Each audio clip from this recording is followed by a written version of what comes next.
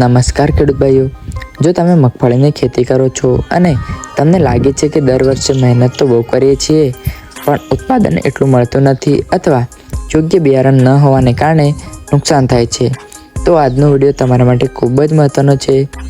ઘણા ખેડૂતો આજે પણ જૂની રીત અને જૂના બિયારણથી ખેતી કરે છે. પરિણામે ક્યારેક વરસાદ ઓછો પડે, ક્યારેક રોગ લાગે અને ક્યારેક દાણા નાના રહે છે અને બજારમાં ભાવ પણ ઓછો મળે છે. પણ પ્રશ્ન એ છે કે શું નવી મગફળીની જાતો ખરેખર વધુ ઉત્પાદન આપે છે? કઈ જાત ગુજરાત માટે સારી છે, કઈ જાત સૂકા વિસ્તારમાં સારી છે અને કઈ જાતથી વધુ નફો મળે છે? આજે આપણે આ વિડીયોમાં બધું સમજવાના છીએ, તો વિડીયો છેલ્લે સુધી જરૂર જોતા રહેજો. સૌથી પહેલાં વાત કરીએ મગફળીનું મહત્ત્વ. ગુજરાતમાં મગફળી માત્ર પાક નથી, ઘણા ખેડૂતો માટે મુખ્ય આવક પણ છે. ખાસ કરીને સૌરાષ્ટ્ર, ઉત્તર ગુજરાત અને મધ્ય ગુજરાતમાં મગફળીનું મહત્ત્વ ખૂબ મોટા પ્રમાણમાં હોય છે. મગફળીમાંથી તેલ મળે છે, દાણા વેચાય છે, પશુચારો બને છે અને બજારમાં સારો વેપાર પણ થાય છે. પણ સાચી જાત પસંદ કરવી સૌથી મોટી વાત છે. સૌથી પહેલાં નંબર 1 પર છે GG20 જાત. ખેડૂત મિત્રો, GG20 ગુજરાતમાં ખૂબ જાણીતી જાત છે. આ જાતની ખાસિયતો એ છે કે સારો દાણાનો વિકાસ થાય છે, મધ્યમ અવધિ રહે છે અને રોગ સામે સહનશક્તિ પણ રાખે છે અને સારી તેલની ટકાવારી પણ રહે છે. જો જમીન મધ્યમ હોય અને પાણી મર્યાદિત હોય તો GG20 સારી પસંદગી બની શકે છે. નંબર 2 પર આવે છે GJG31. આ નવી અને સારી ઉત્પાદન આપતી જાતોમાંથી એક છે.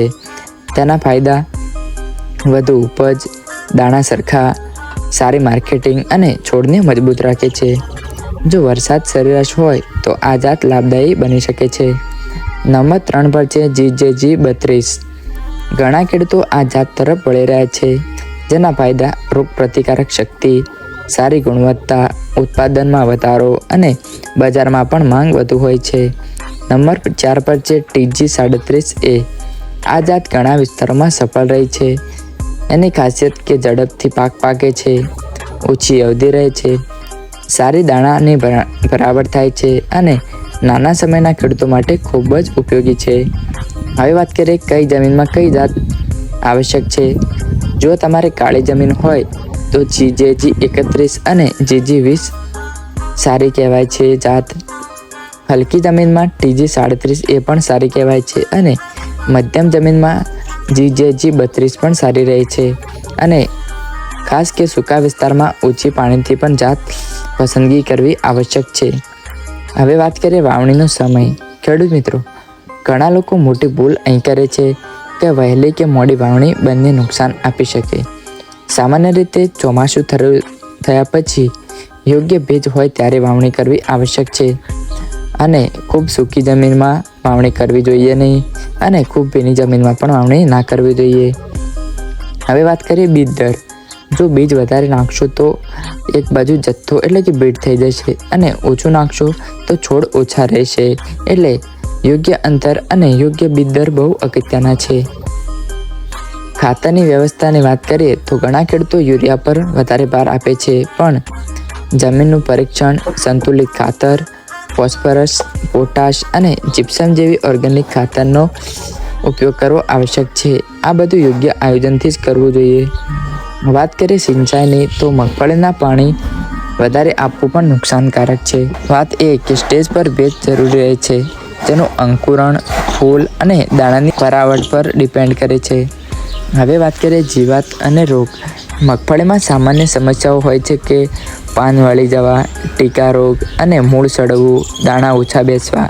આ એક પ્રકારનો જીવાતનો રોગ છે, જેને રોકવા માટે યોગ્ય બીજ વાપરવું જોઈએ, યોગ્ય ડ્રેનેજ, પાક ફેરબદલ કરવો જોઈએ અને સ્વચ્છ અને ચોખ્ખું ખેતર કરી દેવું જોઈએ. ખેડૂતોની મોટી ભૂલો. ઘણા ખેડૂતો જૂનું બિયારણ વાપરે છે, ગેરસમયે વાવણી કરે છે એટલે કે સમયસર વાવણી પણ નથી કરતા. વધુ ખાતર આપવું, વધુ પાણી આપવું અને રોગને મોડો ઓળખવો એટલે કે રોગને ઓળખી ના શકવું. આથી ઉત્પાદન પણ ઘટે છે. હવે વાત કરીએ ખર્ચ સામે નફો કઈ રીતે. જો યોગ્ય જાત પ્લસ યોગ્ય સંભાળ રાખશો તો ઉત્પાદન સુધરશે, ગુણવત્તા સુધરશે અને બજારનો ભાવ પણ સારો મળશે અને લાસ્ટ કે તમને નફો પણ સારો મળી શકે છે. ખેડૂત મિત્રો, મગફળીની ખેતીમાં નફો ફક્ત મહેનતથી નહીં, સાચી જાત પસંદગી અને સાચી ટેકનિકથી મળે છે. નવી જાતો અપનાવો, જમીન સમજો અને પાણી બચાવો અને યોગ્ય સમય પર નિર્ણય લો. જો તમે આજે યોગ્ય બિયારણ પસંદ કરશો તો આવતી સિઝનમાં ઉત્પાદન અને આવક બંને સુધરી શકે છે. જો વિડીયો ગમ્યો હોય તો લાઈક કરો, શેર કરો અને ચેનલ સબસ્ક્રાઈબ જરૂરથી કરો, કારણ કે આવી ખેતીને લગતી અપડેટો આપણી ચેનલ પર મળતી રહે છે. અને કમેન્ટમાં લખજો કે તમે કઈ મગફળીની જાત વાપરો છો, GG20, GG31 કે કોઈ બીજી અન્ય જાત. તો ચાલો મળીએ એક નવા વિડીયો સાથે. જય જવાન, જય કિસાન.